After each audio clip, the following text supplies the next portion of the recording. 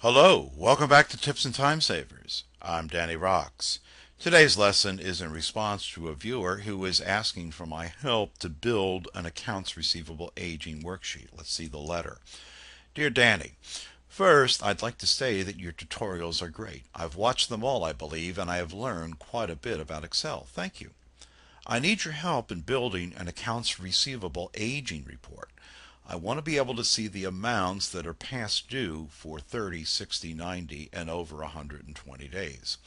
I would like to see the total amount for each of these categories. I've tried several formulas and looked for help in several locations with no success. Can you help me with this project? Absolutely. Here I have a simple invoice register. The key cells to point out is over here in B3, we're using the today function to always return the current date, the date that is in our system clock. And we use the if function over here to evaluate a formula. With an if function, we evaluate a logical test. In this case, what we're looking for in our logical test is if the due date for the invoice is less than, in other words, earlier than the cell that refers to the current date. Then the value if true as a result of the logical test, I put in there, return this text string, past due. The value if false, put in there this text string current. Notice that we include text strings inside double quotation marks. All right, now what we want to be able to do for our viewer is go beyond just past due, but it is 1 to 30 days past due, 31 to 60. All right, now let's come over here and show you how to do that.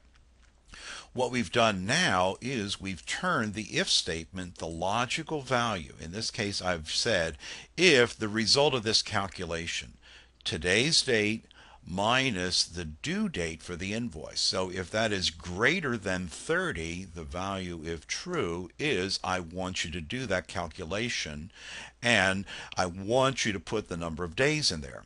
If the value is false, in other words, it's not past due, then I want to have a blank in the cell. I indicate a blank just as I would with any other text. Double quotation mark, space, double quotation mark. All right, now let's take that information and turn it into an AR aging report. So I copied over the last worksheet with the number of days past due. We're going to be doing a formula that is going to use the if and the and functions.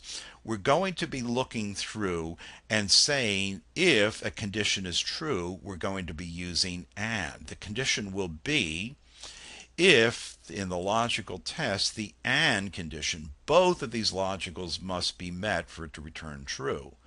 E6 is if the number of days that is past due meets both of these conditions, is greater than or equal to 1 and it is less than or equal to 30, then what I want you to put in here is the amount in that column.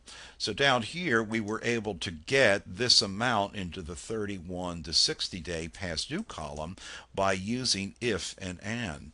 Both conditions were met. E8 over here falls within this range. It is greater than or equal to 31 and it is less than or equal to 60. All right, let's put this into practice over here. We use the if and the and function. So what we will do is say equals, well actually let's make it easier for here. We can copy over the formula that we have here and make a couple of quick changes. So here what we want to do is edit this to be if the amount, the number of days that are past due, if it is greater than or equal to 61 and it is less than or equal to 90, then what I want you to return is the amount. Control Enter, and now let's copy this down. So there we have this amount that got picked up over here.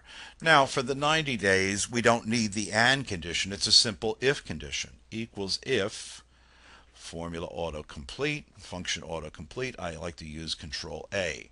So our logical test will be if over here, if the number of days is greater than 90, value if true, then I want you to return the amount over here, which is D6, and the value if false, put nothing in there, which is double quotation mark, space, double quotation mark. click OK, and there you go. Now I can copy this down.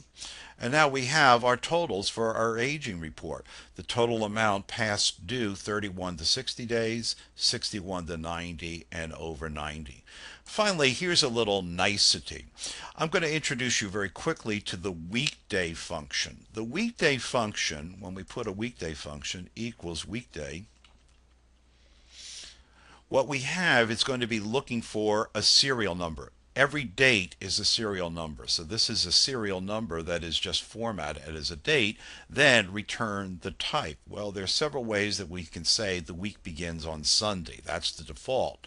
So if it is a Sunday, the result will be 1, Monday, Tuesday, and so on and so forth for Saturday. So over here, what we can do is we can use the weekday function and say that if the due date for the invoice is on a weekend, in other words, the result is 7, which is Saturday, then we want to give an additional 2 days for the due date.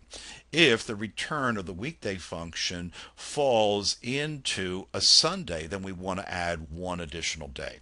All right, so the functions that we used in this lesson, the if function, which requires a logical test, and then if the value is true from the logical result, return this value, value of false, if it doesn't pass. The weekday function, which I just introduced you to, it's going to be looking for a cell that contains a date. A date is a serial number, and then optionally, what day do you want it to begin? So it's going to return a value from 1 to 7. The AND function requires that all of our logical values must return true to get the result. So there you've learned how to create an aging receivable report in Excel. I'll see you in the next lesson.